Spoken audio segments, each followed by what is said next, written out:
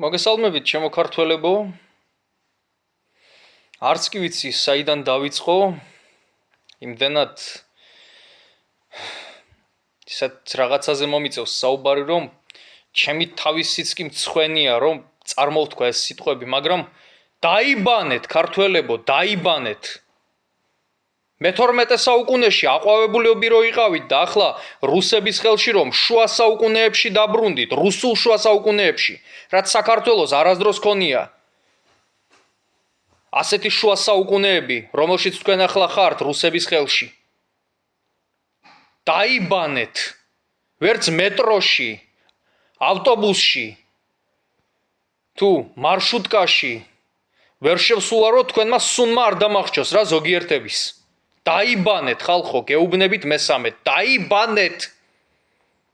ინდოელები რომ არიან, აი მაგათ დონემდე ხართ უკვე დაცემული. და არ გამიკვირდება, რომ მალე შეეჩვევით მათ. საბედნიეროდ ეს მთელ ერს არ ეხება, მაგრამ ზოგიერთები რო არიან. რა იყო ხალხო, საპონი ვერ გიშოვიათ? მერე ვიღაც რუსები უნდა დაეთრეოდნენ და დაქცინოდნენ. ინტერნეტში. სირცხვილი. მოსკოვიტების დონემდე დაეშვით. აი ესეთი ბინძურები იყვნენ მოსკოვიტები და საბჭოეთის დროს ეს პროლეტარების ანასხლეტები.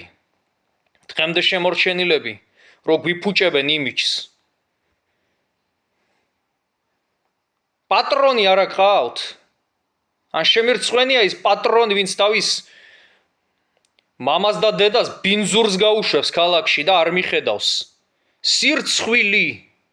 სირცხვილი.